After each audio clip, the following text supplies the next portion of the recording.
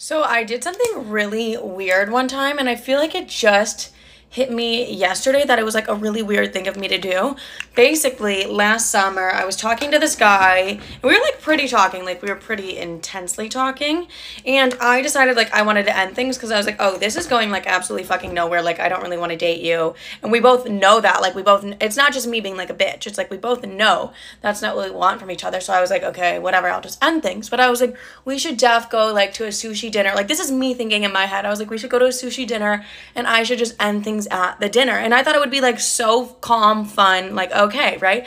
No, that was not the case. He was like, what the fuck? He's like, so we went out to dinner for you to tell me that we're gonna end things. He's like, why do you want to end things? And I was like, I just think we're getting in the way of each other, like if good people or things are coming into each other's lives. And he's like, so you're seeing someone else? And I was like, no, with you in the way, I'm not able to. Like, you need to get the fuck out of the way.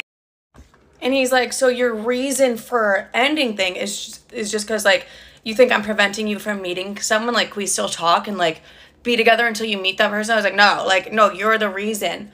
Like, I can't, like, the universe is blocking it because, like, I'm holding on to you. He's like, what the fuck? Like, ladies, if you're a spiritual baddie and he's not, he's gonna be like, what the absolute shit is she talking about? But I now realize how awkward it was for me to bring him to a sushi restaurant to do that. I just thought we were gonna have a vibe. Oh my god, it looks scary. I just thought we were gonna vibe over sushi and it would be, like, super fun, like our normal dates. But it wasn't. But then we went back to my apartment and fucked. I'm kidding. We didn't.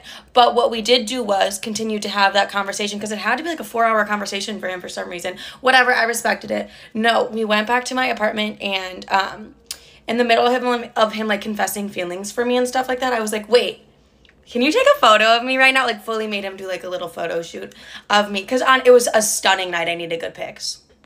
So I used to be a server at a fine dining restaurant. Here's the thing. I had never worked in fine dining before I worked at this restaurant. So you're like, how'd you get the job? I fully lied and I'm absolutely stunning. Like, they couldn't tell me no. All my friends and I worked at the same place. None of us having experience, right? So one day, it was like my first day on the floor actually. And this guy was like, what kind of Don Julio do you have? And I was like, well, I know we have Don Julio 1942 because that's what I drink in the club. So I really only knew Don Julio 1942. And I was like, and let me check with my bar to see what other ones we have. So I go to the bar and my bartender is like, Don Julio 86. So at a restaurant, that means we're out of it. It's completely gone. But I didn't know that. I just thought he was telling me we had Don Julio 86. So I'm like, Don Julio 86? He's like, no, Don Julio 86. And I'm like, okay, so Don Julio 86. And he's like, yes. So I'm like, 42 and 86. And he's like, Don Julio 86. I'm like, whatever. So I go to the table. I'm like, we have 42 and 86. And he's like, 86?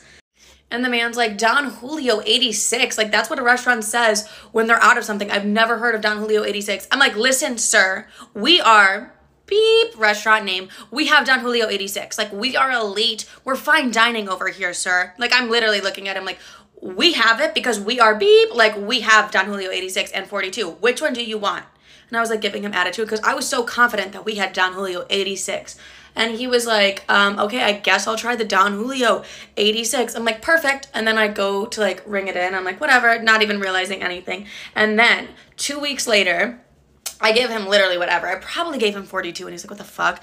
And then 2 weeks later, my manager comes up to me and she's like, Livy, arancini 86. And I'm like, we have 86 arancini? And she was like, no, arancini 86. I'm like, what are you saying? And she's like, that means that we're out of it. Like, it's completely gone. And it hit me right then. I was like, I fully lied to this man.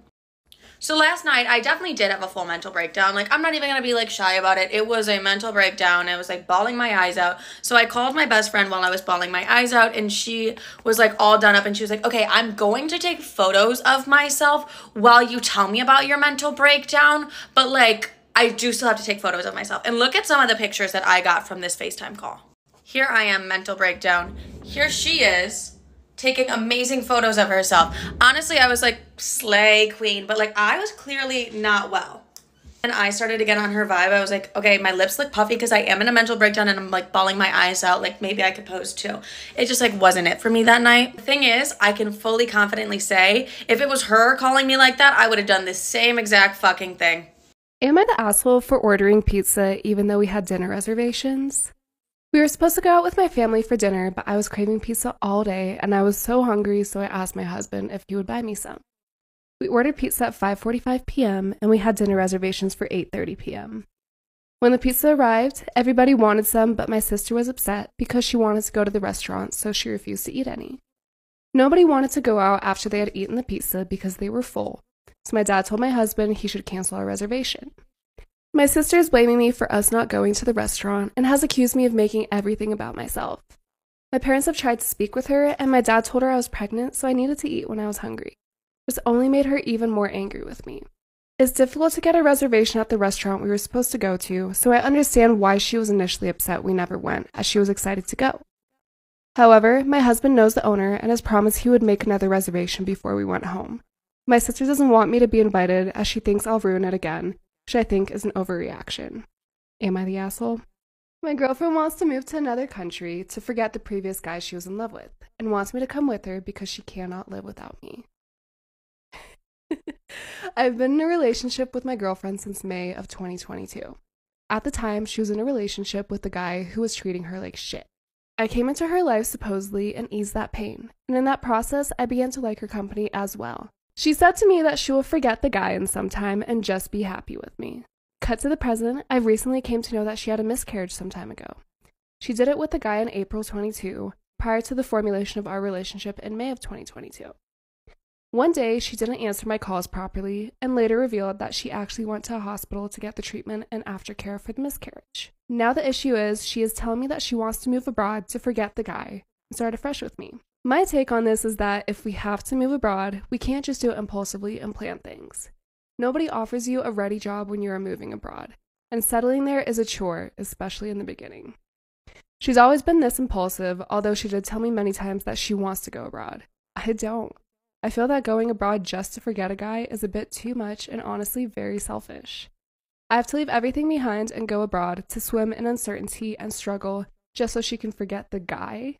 I told her that it is in her mind that she should just sort out things and a change of place will not solve the issue. She tells me that I didn't know her all her life, so I'm being oblivious to what works with her. I am game for the abroad idea, but not for this reason. Since she is impulsive after moving abroad, also, if she doesn't forget the guy, wouldn't it be a colossal failure? It's like the entire foundation of this logic is built on I will forget him if I go there, which is wrong in my opinion. She is telling me that if I don't do this, I'm not loving her unconditionally and that I am being selfish. I want to get an outside perspective on this. This is the story time of how I dated somebody's grandfather. Just kidding, he wasn't someone's grandfather, but he was old as absolute fuck.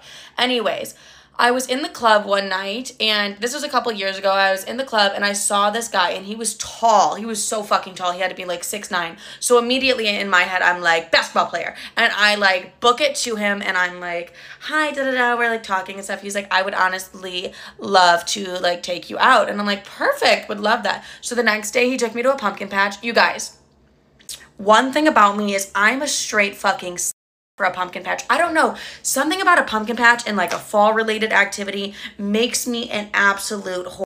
I was already on the mindset like him and I are going to get engaged. Like first date, but like this is the love of my fucking life. Anyways, I had just turned 20. Keep this in mind. Here, go to part 2. I just turned 20 years old and I'm in the pumpkin patch with this guy and we're like getting to know each other. We're talking. He's like, I hit a pretty big milestone this year. And I'm like, same. Cause like just turned 20. I'm like, oh my God, same. Like what could this milestone be? And he's just like, yeah, I hit the big 4-0. And I'm like, 4-0. 40? This motherfucker is 40 years old. And I'm like, that's embarrassing. So you would think the most logical thing I would do would be like, you know what, we're just like not going to vibe because you're double my age. Literally could be my father. No, you guys, I did continue to see him for like about a month. And honestly, he was like the most emotionally mature man I had been with, as he should be. He was 40 years old, but he did give me a little bit of like PTSD in a way because like, for example, I was back in Chicago this summer and I was like, with my friends and they're like, what the fuck was that? Why did you just scream like that? And I was like, that's the 40-year-old I dated. So it's like not the.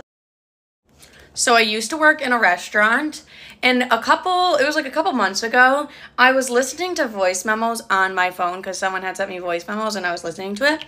So I literally like had my phone in my hand like this. My manager walks by and I'm like, in the ass. Like I'm literally like, fuck, he's gonna be so mad that I did that.